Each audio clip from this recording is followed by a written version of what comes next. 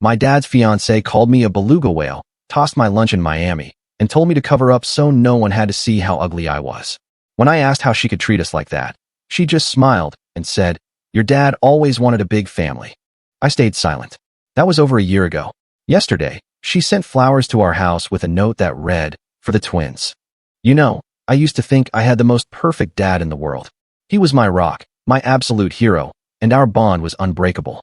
But then, a woman named Catherine walked into our lives, and she twisted everything we knew, turning my own father against me with a level of manipulation so chilling, it still makes my blood run cold. See, I had the opposite of daddy issues. My dad was just incredible. Like, when I was a kid and he only had enough change for one ice cream, I always got it. If I cried over a bad report card or some dumb friend drama, he'd literally take the day off work. He'd whisk me away to my favorite diner and tell me to order practically every dessert on the menu. He was so devoted to me that he didn't even start dating again until I was 16, because he never wanted me to be confused about who my mom was. So, when he finally told me he was seeing someone, I was genuinely thrilled for him. And at first, Catherine seemed sweet. In their first month of dating, she bought him flowers, and he came home every day with this huge, goofy smile, practically beaming. I wasn't even allowed to meet her until I finished high school, a rule Dad had for my sake. When I finally did, Catherine spoke so softly. I got this impression she was the kind of gentle woman other men might take advantage of. Kind. I thought she was kind. We were sitting at the kitchen table, two beautiful plates of homemade pizza between us, when I realized just how tragically, horrifically wrong I was. My dad got up to use the bathroom, and in that split second, Catherine acted. Without a word, she slid 3 of my pizza slices from my plate back onto the communal platter. Then she looked at me, with this unsettlingly calm smile, and said, "Your metabolism isn't going to last forever, darling. You'll thank me when you're older." I was so utterly stunned, my jaw practically hit the floor. I couldn't even form a reply. When Dad came back, neither of us said a word. I planned to tell him everything the moment she left, but as soon as the front door clicked shut behind her, he started singing her praises, practically glowing. "Isn't she just the best?" he asked, eyes wide with adoration. "I'm thinking of proposing to her soon. What do you think, darling?" His joy was like a spotlight, filling the entire room. I just couldn't be the one to turn it off. So I choked out, "Yep, she's great." A few days later, I woke up to a surprise. A travel leaflet. "Miami. Honey, there's a huge discount for this resort," Dad announced, beaming. I was thinking the 3 of us go. You, me, and Catherine. A cold, heavy dread instantly settled in my stomach. You and that crazy which can count me out. I wanted to scream, but instead, I plastered on the fakest, widest smile I could manage. "Of course I'm down." He immediately sat on the edge of my bed and booked it right there on his phone. I tried to make the best of it, packing all my favorite summer clothes, tube tops, linen pants, shorts, you know the drill. When we finally got there, the sunlight just instantly warmed my bones. I swear, I felt like I'd popped a happy pill or something. The first day, Catherine and I were lying on the sunbeds, just chilling. And then I felt it, a sharp pinch on my upper arm. "Darling," Catherine said, her voice laced with disgust, "you look like a beluga whale." Before I could even process it, she grabbed my tray of food, a perfectly innocent plate of fruit, and just threw it out. "If you want the boys to like you," she continued, "you can't just be a greedy whale." My face flushed instantly, not from the sun, but from a searing, humiliating heat. Was I really that fat? A suffocating urge to hide my body from the world, to keep everyone from seeing how ugly I was, overwhelmed me. Catherine must have noticed because she handed me a towel and told me to cover up. 18-year-old girls are impressionable, you know? So I spent the rest of that weekend either completely fasting or pretending to eat when Dad was around, so he wouldn't worry. Catherine would praise me for it, promising I'd look like her soon. Even after the trip, I kept undereating. 3 weeks later, I looked in the mirror, and my face was drained of color. My hair was falling out in clumps. I could barely stand without feeling like I was going to collapse. And as I did my pathetic daily body check, Dad walked in. "Honey, what the F did you do?" he cried out, tears welling in his eyes. "Have you not been eating? You look so pale, baby." By that point, I was so hungry, I could barely think about anything but food, let alone keep a secret. So, I just blurted out the first thing that came to mind, completely unaware of the storm I was about to unleash. Catherine told me that I should lose weight. I said it so casually. "What?" My dad's voice that shifted. It became something I'd never heard from him before, a low, terrifying rumble of anger. He didn't say another word. He just gently picked me up, carried me straight to the kitchen, and started cooking my favorite meal, homemade chicken Alfredo. As I ate, shoveling the food into my starving body, the fog in my brain began to lift. I realized how incredibly stupid I'd been and vowed right then and there to never punish my body again. Suddenly, my dad's voice erupted through the walls. I had never heard him raise his voice at anyone before. When he returned, his face was bright red, practically glowing with fury, and that's when I knew Catherine was the source of his rage. "We broke up," he said, his voice clipped. "Wait, Dad." I started, a wave of guilt washing over me.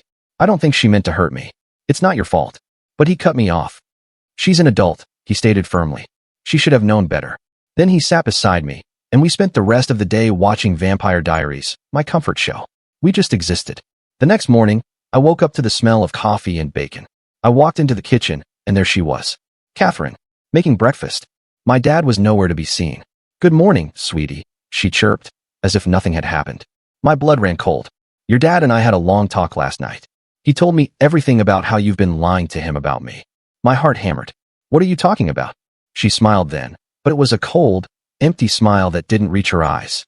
"I have all our conversations recorded on my phone. Every time you agreed with me about your weight, every time you thanked me for my advice. You never once told me to stop." Your dad was devastated when he heard them. She slid her phone across the counter, and there it was. Audio recordings.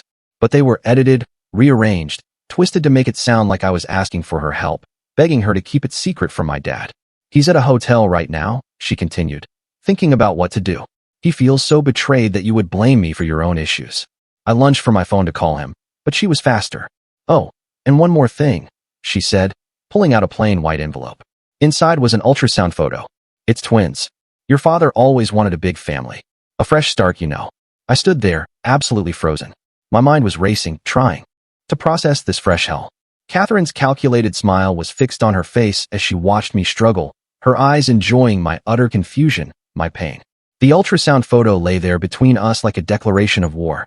My hands trembled as I reached for my phone again, but Catherine stepped closer, blocking my path, moving with the terrifying confidence of someone who had already won. I stumbled backward, bumping into the kitchen counter.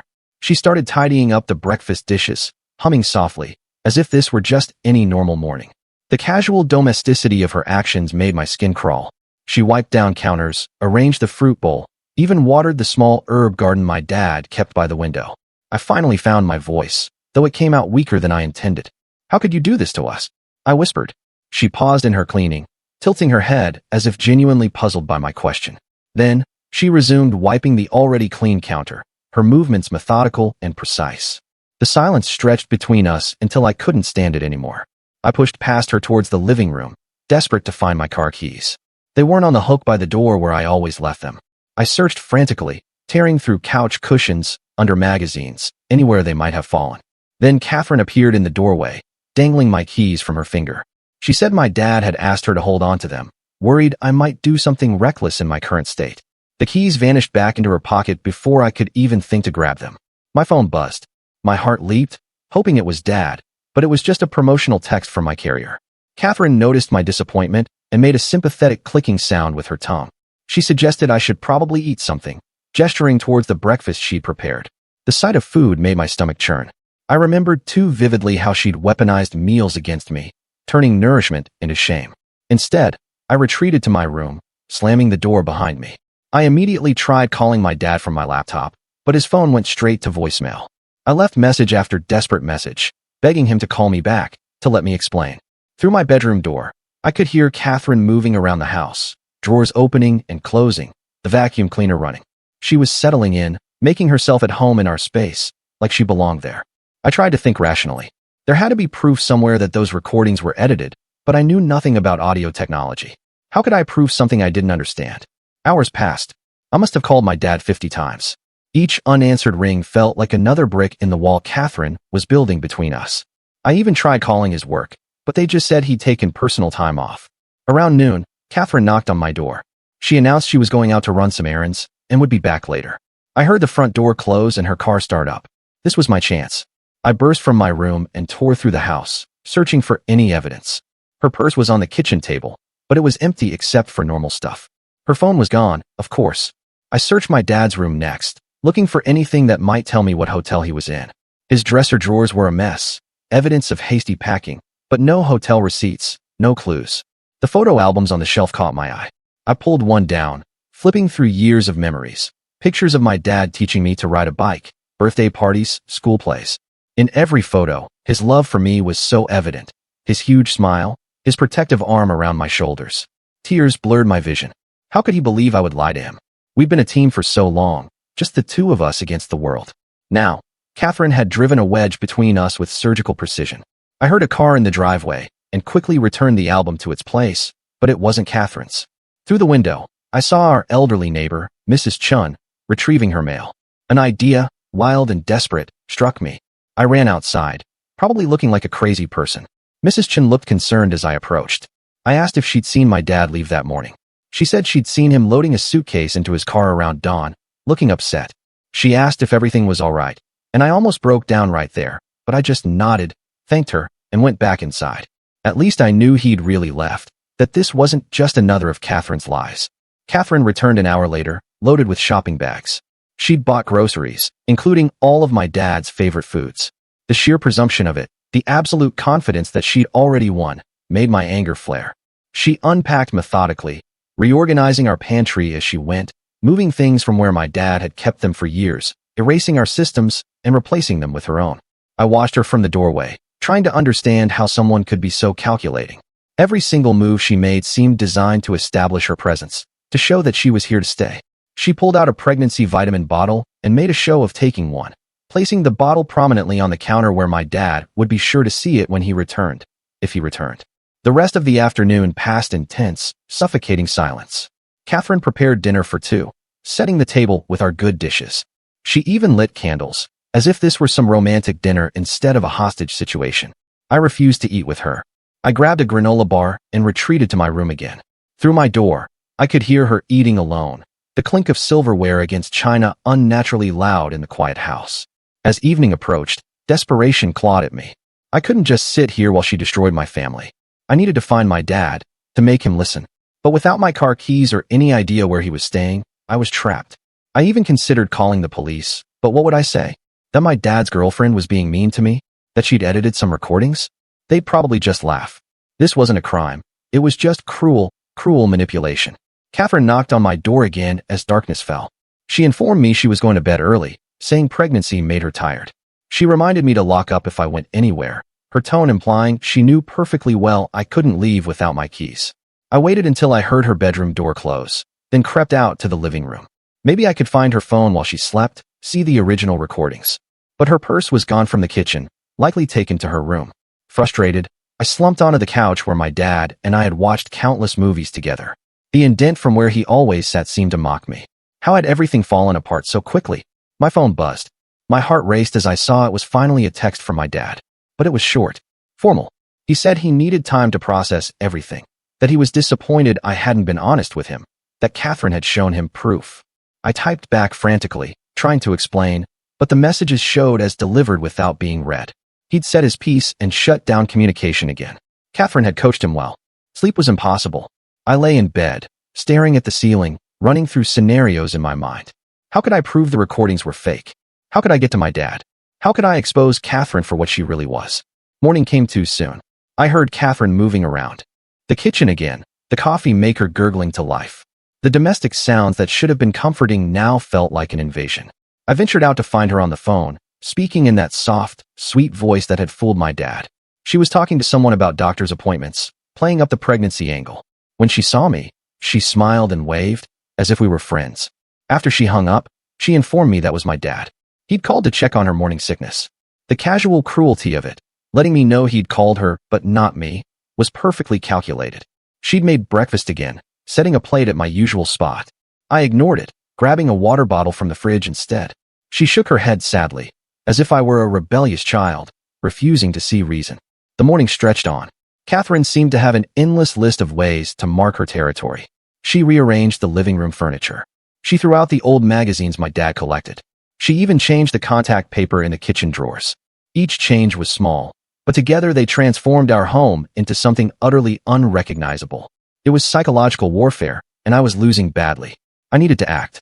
But Catherine had effectively trapped me in my own home. My laptop became my lifeline. I researched audio editing detection methods. The technical jargon made my head spin, but I forced myself to understand frame rates, compression artifacts, splice points. I took screenshots of everything, building a folder of evidence. Catherine's footsteps approached my door. I quickly closed my laptop and grabbed a book, pretending to read. She entered without knocking, carrying a tray with soup and crackers. Her smile was maternal, caring, completely at odds with the monster I knew her to be. She set the tray on my nightstand and then sat on the edge of my bed. Her hand reached out to smooth my hair, and I had to fight not to flinch away. She spoke about pregnancy cravings and morning sickness, painting this picture of domestic bliss that included her, my dad, and the twins. My role in this fantasy family seemed notably absent. After she left, I pushed the food aside and returned to my research. I discovered that edited audio often had telltale signs in the waveform patterns. But I needed the original files, and those were on Catherine's phone, the phone she kept with her at all times. My stomach growled, reminding me I hadn't eaten properly in days. But leaving my room meant facing Catherine's suffocating presence. I waited until I heard the shower running, then crept to the kitchen. I grabbed an apple and some crackers, shoving them into my pockets like a thief in my own home. The mail slot clicked. Several envelopes hit the floor. Among the usual bills was a letter addressed to my dad, and the handwriting was Catherine's.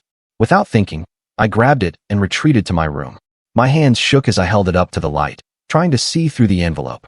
Steam under the bathroom door told me Catherine was still showering. I carefully worked the envelope open, my heart pounding. Inside was a lease agreement for an apartment across town. Catherine had already signed it. The move-in date was next week. I photographed every single page with my phone before carefully resealing the envelope. The shower turned off.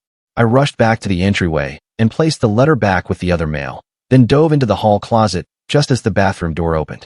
Catherine's bare feet padded past my hiding spot. I held my breath, pressing myself against old winter coats that smelled like my dad's cologne. She paused at the mail, and I heard her pick up the letters. A satisfied hum told me she'd found what she was looking for. I waited until her bedroom door closed before emerging. My mind raced with this new information. She was planning to move my dad away from our home, away from me. The calculated cruelty of it made me sick. Back in my room, I studied the lease photos. The apartment was small, just one bedroom. No space for me to visit, no guest room for holidays. She was erasing me from my father's life with surgical precision. My phone remained silent. No calls from Dad, no texts, nothing. I tried calling his work again, but the receptionist said he'd extended his time off. I asked if she knew which hotel he might be staying at, but she couldn't help. Catherine knocked on my door, announcing lunch was ready. I ignored her, but she persisted, her knocking becoming more insistent. Finally, I opened the door a crack. She stood there with that practiced smile, holding a plate of sandwiches. I told her I wasn't hungry. She tilted her head with false concern and reminded me about the importance of nutrition. The irony wasn't lost on me. She'd starved me in Miami, and now she was force-feeding me to play the caring stepmother role. She pushed past me into my room, setting the plate on my desk. Her eyes scanned my space, taking inventory. They lingered on my laptop, and I saw her mental gears turning. She asked what I'd been working on. Her tone was casual, but her eyes were sharp. I mumbled something about homework, keeping my voice steady. She nodded, but didn't look convinced. Her fingers traced along my desk, stopping at my phone. She picked it up, examining it like she was checking for dust. Then she set it down, just slightly out of my reach. After she left, I grabbed my phone and checked it thoroughly. Nothing seemed different, but paranoia gnawed at me. What if she'd installed something? What if she could see my messages, my calls, my photos? I decided to test it. I texted my best friend asking to hang out, something normal and innocent. Within minutes, Catherine was at my door again. She mentioned that it might not be a good time for visitors, that my dad wouldn't want me to spread family business around. The timing was too perfect. My suspicions were confirmed. I knew I needed a different strategy. I couldn't use my phone or laptop for anything sensitive, but I also couldn't just sit here while she dismantled my life piece by piece. That night, I pretended to go to bed early. I turned off my lights and shoved pillows under my blanket to create a body shape. Then, I crept to my window, so grateful my room was on the first floor. The window slid open silently, and I dropped into the bushes below. Mrs. Chin's house was dark, except for the blue glow of her television. I knocked softly on her back door, hoping she was still awake. After a moment, her face appeared in the window, surprised but concerned. She let me in immediately. I explained I needed to use her phone, that it was an emergency. She didn't ask questions. She just handed me her cordless phone and gave me privacy in her kitchen. I dialed my dad's number from memory, my hands shaking. This time, he answered on the third ring. His voice was tired, defeated. I spoke quickly, my words tumbling out. I told him about the edited recordings, about Catherine's manipulation, about the lease agreement. He listened in silence, and I couldn't tell if he believed me or thought I was making things up. When I finished, he sighed deeply. He said he needed to see proof, that Catherine's recordings were very convincing. I told him I was working on getting evidence. I begged him to just come home and talk to me. He said he'd think about it, and hung up. Mrs. Chen offered me tea, but I declined. I needed to get back before Catherine noticed I was gone. I thanked her profusely and slipped back out into the night. The window to my room was still open, and I climbed back in, my heart pounding. Catherine's door was still closed, no light showing underneath. I'd made it. I changed into pajamas and crawled into bed for real, my mind spinning with plans. At least Dad had answered. At least he'd listened. It was a start. Morning brought new challenges. Catherine announced she'd made an appointment with a family counselor for us to work through our issues. The appointment was that afternoon, and she'd already told my dad about it. He thought it was a wonderful idea, she chirped, smiling sweetly. I knew this was another trap. A counselor would only hear Catherine's version of events, see her fake tears and gentle demeanor, without any proof of her manipulation. I'd look like a jealous, disturbed daughter trying to sabotage her father's happiness. I agreed to go, knowing refusal would only make me look worse. But I spent the morning preparing. I wrote down every single incident I could remember, every cruel word, every manipulation. I took photos of the notes with an old digital camera I found in my closet, one Catherine didn't know about. The counselor's office was downtown. Catherine drove, maintaining pleasant chatter about how this would help us all move forward as a family. I stared out the window, watching familiar streets pass by, wondering if my dad would ever drive me anywhere again. The counselor was a middle-aged woman with kind eyes and a soothing voice. Catherine had clearly briefed her beforehand because she started by immediately addressing my supposed eating disorder and how it had affected the family dynamic. I sat there, stunned by the preemptive strike. Catherine cried on cue, talking about how she'd tried to help me, how my father was devastated by my lies. She pulled out printed screenshots of text messages I'd never sent, thanking her for her support with my body image issues. More fabrications. More digital manipulation. When it was my turn to speak, I felt like I was drowning. Everything I said sounded defensive, paranoid. The counselor took notes with a neutral expression, but I could see her drawing her own conclusions. Catherine had won this round, too. On the drive home, Catherine reached over and patted my hand. She said she was proud of me for sharing, that admitting problems was the first step to healing. The condescension made my skin crawl, but I forced myself to nod and thank her. Back home, I found a package on my bed. Inside was a brand new phone, still in its box. A note from Catherine explained she'd gotten me a fresh start, that my old phone had too many triggering memories. She'd already transferred my contacts, she said. How thoughtful.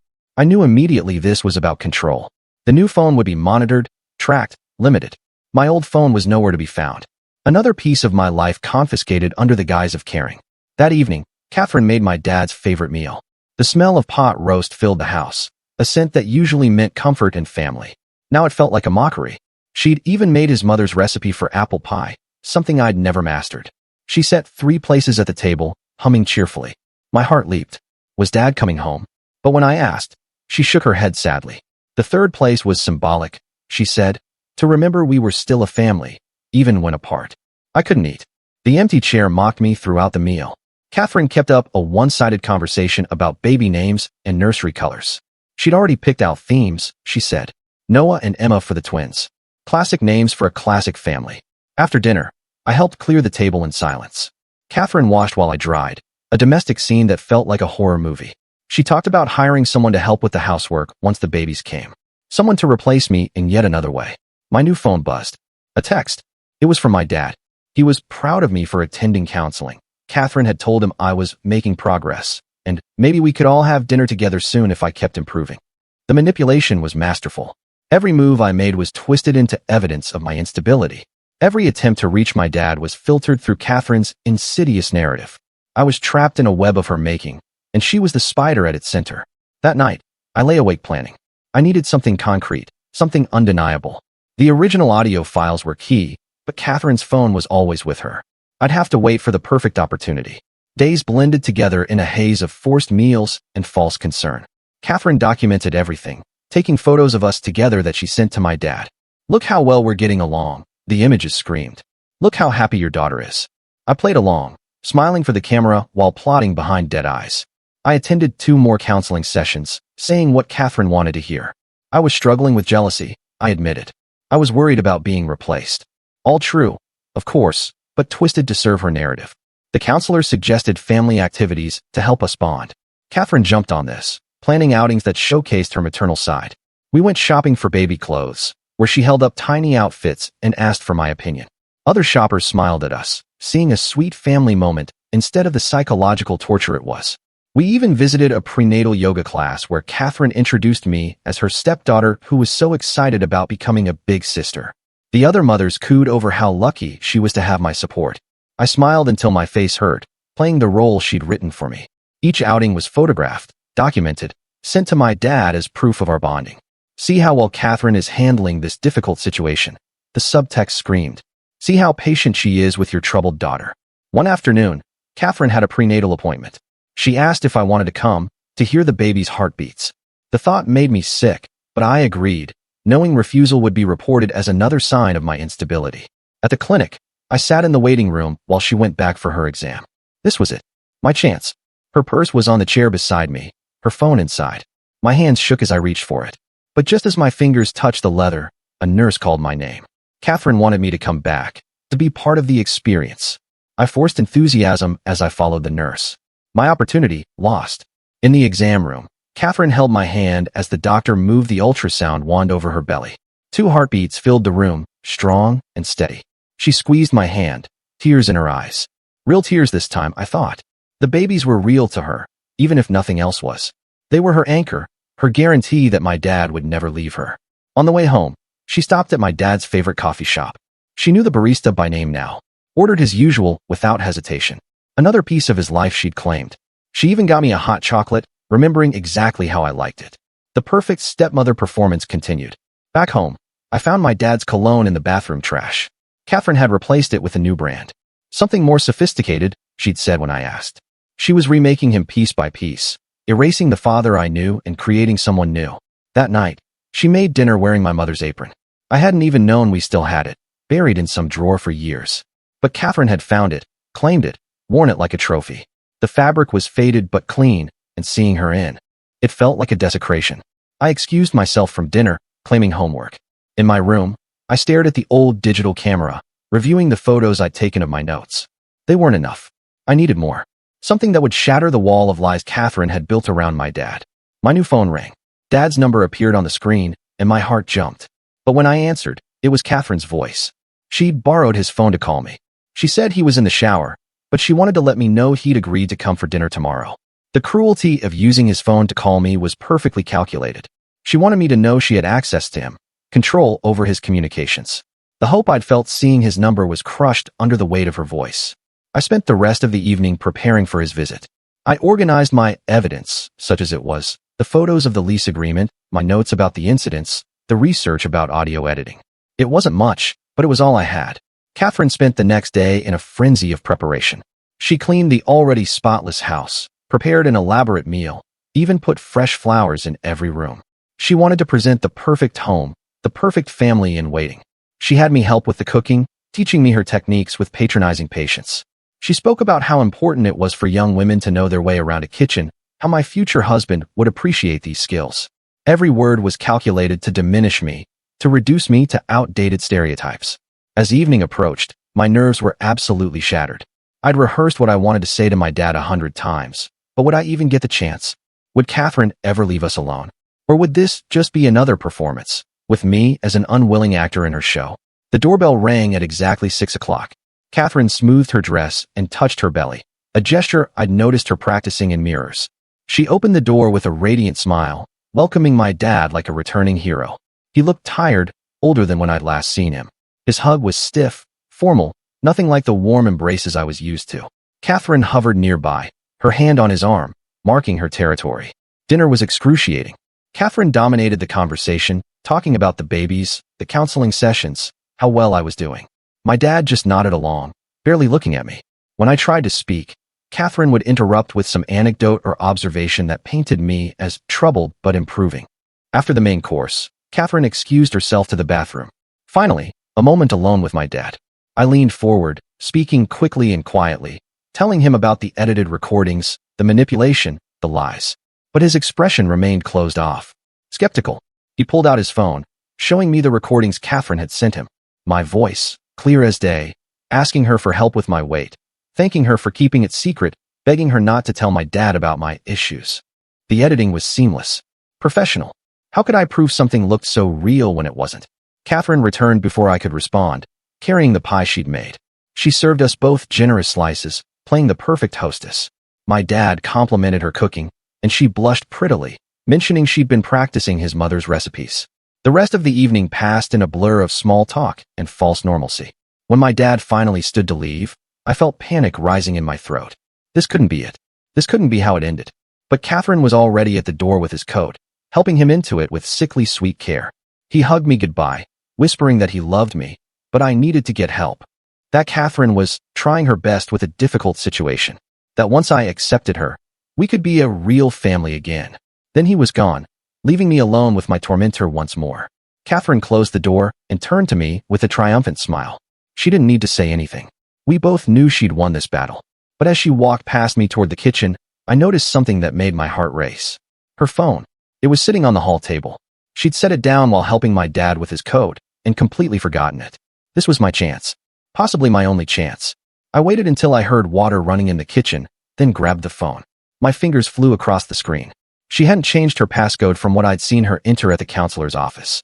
I found the voice recorder app, scrolling through dozens of files. There they were. Our conversations from Miami, from the kitchen, from every interaction we'd had. I plugged in my earbuds and listened to one. My blood ran cold. The raw files were exactly what she'd played for my dad. No editing required. But wait, something was off. I checked the dates. These recordings were from times we'd never spoken. Conversations that had never happened. Then I understood. She hadn't edited our real conversations. She'd created entirely fake ones using voice synthesis technology. The app was right there on her phone, something called VoiceForge. She'd sampled my voice from our real interactions and used it to create completely fabricated conversations. I screenshotted everything frantically, sending the images to an old email account I created for my digital camera photos. The water in the kitchen stopped. I had seconds. I opened her text messages, finding chains of conversations with someone named Tech Support Mike about the voice synthesis process. Catherine's footsteps approached. I set the phone back exactly as I'd found it and dove onto the couch, grabbing a magazine. She entered the room, glanced at her phone, and picked it up. If she suspected anything, she didn't show it. That night, I lay in bed, vibrating with excitement and fear. I had proof. Real, undeniable proof. But I needed to be smart about how I used it. Catherine had shown she could twist any direct confrontation to her advantage. I needed a plan that she couldn't manipulate or explain away. The next morning, I woke early with a plan forming in my mind. Catherine was already in the kitchen, humming while she made breakfast. I grabbed my old digital camera and headed to the garage, pretending to look for old-school supplies. Hidden behind dusty boxes, I uploaded the screenshots to my laptop through the camera's memory card. Catherine appeared in the doorway, watching me rifle through boxes. She mentioned that breakfast was ready and I should eat before it got cold. Her eyes tracked my movements as I tucked the camera into my pocket and followed her inside. At the table, she served me eggs and toast while talking about nursery furniture she'd been browsing online. I nodded along, forcing down food that tasted like cardboard. My mind raced through the next steps of my plan. After breakfast, Catherine announced she had another prenatal appointment. She asked if I wanted to come again, but I claimed I had homework to finish. She seemed disappointed but didn't push. 20 minutes later, I watched from my window as her car pulled out of the driveway. I immediately went to work. Using my laptop, I created a new email account and sent the evidence to multiple addresses. Then, I printed everything. The screenshots of the VoiceForge app, the text conversations with Tech Support Mike, the lease agreement photos. My hands shook as I organized the papers into a folder. Mrs. Chun was watering her garden when I approached her fence. I asked if I could borrow her phone again, explaining it was urgent. She invited me inside without hesitation, concern etched on her weathered face. I called my dad's office directly, bypassing his cell phone. The receptionist put me through to his extension. When he answered, his voice was professional, distant. I spoke quickly, my words rushing out, telling him I had proof about the recordings. Real, undeniable proof. He started to dismiss me, but I interrupted, begging him to meet me at the coffee shop on 3rd Street in an hour. Just him. No Catherine. I promised if he looked at my evidence and still didn't believe me, I'd never bring it up again. After a long pause, he agreed. I thanked Mrs. Chun and rushed back home to gather my folder. Catherine's car was still gone. I grabbed my jacket and the spare house key hidden under the garden gnome, then set off on foot toward downtown. The coffee shop was nearly empty when I arrived. I chose a corner booth and spread my evidence across the table, organizing it chronologically. My leg bounced nervously as I watched the door. My dad arrived 15 minutes late, looking haggard. Dark circles shadowed his eyes, and his usually neat appearance was disheveled. He slid into the booth across from me, his expression guarded. I pushed the folder toward him without speaking. He opened it skeptically, but as he read through the screenshots, his face changed. The color drained from his cheeks as he saw the VoiceForge app. The technical discussions about voice synthesis. The undeniable proof that the recordings were fabricated. He studied each page methodically, cross-referencing dates and times. When he reached the lease agreement photos, his hands started trembling.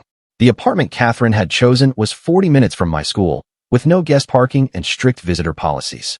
I watched him process the truth, seeing the moment when the full weight of Catherine's deception hit him. His shoulders sagged, and he covered his face with his hands. When he looked up, tears tracked down his cheeks. We sat in silence while he composed himself. Then he pulled out his phone and showed me more messages from Catherine. Sweet, concerned texts about my well-being, updates on the babies, promises about their future together. All sent while she was systematically destroying our relationship. He asked how I'd gotten the evidence. I explained about finding her phone, the voice synthesis discovery, sending everything to myself before she noticed. He shook his head in disbelief at the calculated nature of her manipulation. I showed him my notes from the incidents, the food shaming in Miami, the body comments, the escalating control. He read each one, his jaw clenching tighter with every page. When he finished, he looked older than I'd ever seen him. He made a decision right there in the coffee shop. We would go home together, pack Catherine's things, and change the locks. The pregnancy complicated things, he admitted, but he couldn't stay with someone who would manipulate his daughter so cruelly. The drive home was quiet. I could see him processing everything, occasionally shaking his head or muttering under his breath. When we pulled into our driveway, Catherine's car was back. My stomach clenched. She met us at the door, all smiles and warmth. Her expression faltered when she saw my dad's face. He walked past her without speaking, heading straight for their bedroom. I heard drawers opening, hangers rattling. Catherine followed him, her voice rising in confusion and then alarm. I stayed in the living room, my heart pounding as I listened to my dad's calm, measured responses to her increasingly frantic questions. She emerged first, tears streaming down her face. She saw me, and her expression hardened for just a moment before returning to devastated innocence. She tried to approach me, arms outstretched, but I stepped back. My dad came out carrying 2 suitcases and a box. He sat them by the door and handed Catherine her car keys. His voice was steady as he told her to leave. She could contact him through a lawyer about the pregnancy, but their relationship was over. Catherine's mask finally slipped completely. She turned on me with venom in her eyes, accusing me of destroying her life, of taking away her children's father. My dad stepped between us, his protective instinct finally reawakened. The next few minutes were a blur of Catherine's alternating tears and rage. She grabbed her bags, threw them into her car, and peeled out of our driveway. My dad immediately called a locksmith while I watched from the window, half expecting her to return. We spent the rest of the day reclaiming our home. Every change Catherine had made, we reversed. The furniture went back to its original positions. Her reorganized pantry returned to our familiar system. My dad found his cologne in the trash and put it back on the bathroom counter. That evening, we ordered pizza from our favorite place and ate it on the couch while watching old comedies. Neither of us mentioned Catherine or the babies or what would come next. We just existed in the moment, father and daughter again. Over the following days, my dad took time off work to deal with the aftermath. He met with a lawyer about custody arrangements for the twins. He even filed for a restraining order after Catherine sent dozens of threatening messages. He also found a therapist for both of us to process what had happened. I returned to school feeling lighter than I had in weeks. My friends noticed the change immediately, commenting on how I seemed more like myself again. I hadn't realized how much Catherine's presence had affected every aspect of my life. Catherine tried various tactics to regain control. She sent flowers with apologetic notes. She had her sister call, pleading her case. She even showed up at my school, but security escorted her off campus when I reported her presence. My dad remained firm in his decision. He would support the children financially and wanted to be involved in their lives, but Catherine had destroyed any chance of a relationship. He hired a lawyer to ensure everything was handled properly. I found my old phone hidden in Catherine's abandoned belongings. She'd kept it as a trophy, perhaps, or insurance. I destroyed it and kept using the new one, but without her monitoring. It felt like reclaiming another piece of myself. Weeks turned into a month. The house felt normal again, though we both knew things had fundamentally changed. My dad was more cautious now, less trusting. I was warier too, but also stronger. Catherine had taught me valuable lessons about manipulation and the importance of trusting my instincts. The legal proceedings moved forward. DNA tests confirmed the pregnancy was real and the babies were my dad's. Custody arrangements were negotiated through lawyers. Catherine pushed for full custody with minimal visitation, but my dad fought for equal rights. I started keeping a journal, documenting everything that had happened, not for evidence anymore, but for processing. Writing helped me understand how I'd been manipulated and why I'd stayed silent for so long. My dad and I grew closer through the ordeal. We talked more openly now, sharing our feelings and fears. He apologized repeatedly for not seeing through Catherine's act, for choosing her over me. I assured him it wasn't his fault. She'd fooled us both. The babies were born 2 months later. My dad was there for the delivery, texting me updates from the hospital, Noah and Emma, just as Catherine had planned. Despite everything, they were innocent in all this. And my dad was determined to be a good father to them. I met them when they were a week old during my dad's first custody visit. They were tiny and perfect, with my dad's nose and Catherine's dark hair. I felt a surge of protective love for these half-siblings who would grow up in such complicated circumstances. Catherine maintained her victim narrative to anyone who would listen. She posted on social media about being abandoned while pregnant, about my dad choosing his disturbed daughter over his new family. Most people saw through it, especially when the truth began to circulate. My dad established a routine with the twins, having them every other weekend and 2 evenings a week. Our house transformed again, this time with cribs and baby supplies. I helped where I could, learning to change diapers and prepare bottles. Life settled into a new normal, not the one any of us had planned, but manageable. My dad dated occasionally, but he took things very slowly, always introducing women to me early in the relationship. I really appreciated his caution and openness. I graduated high school with honors and started college locally, choosing to stay close to home. The experience with Catherine had taught me the importance of family and the grave danger of staying silent when something felt wrong. Catherine eventually moved on, finding another relationship and moving across the state. She fought the custody arrangement less as time passed, seeming relieved to have weekends free.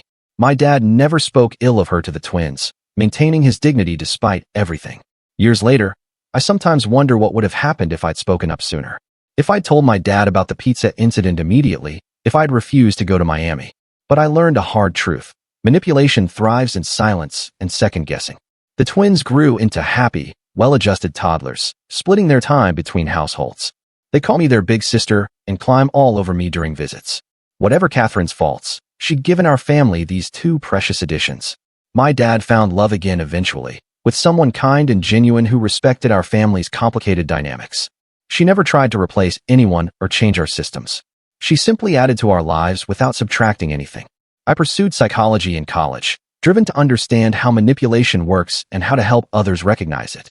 My experience with Catherine even became the foundation for my senior thesis on emotional abuse in blended families. The scars remained, but they faded with time. Trust came harder now, but not impossibly so. I learned to balance openness with caution, to speak up when something felt wrong, to protect myself while still letting people in. My dad and I maintained our close relationship through it all. Movie nights continued, now with 2 toddlers demanding animated films. Our favorite diner added high chairs to our regular booth. Life moved forward, different but not destroyed. Catherine became a distant figure in our lives, relevant only for custody exchanges and co-parenting logistics. Her power over us had ended the moment we exposed her lies. The twins would grow up knowing both parents, but understanding boundaries. Looking back, I'm genuinely grateful for the strength I found through that dark period. For Mrs. Chin's quiet kindness, for my dad's eventual belief in me, for the evidence that finally set us free. Mostly, I'm grateful we survived it together. Our bond tested, but ultimately unbroken. The family we became wasn't the one Catherine had envisioned, or even the one we'd originally been. It was something new, something forged through incredible difficulty, but held together by genuine love and hard-won trust.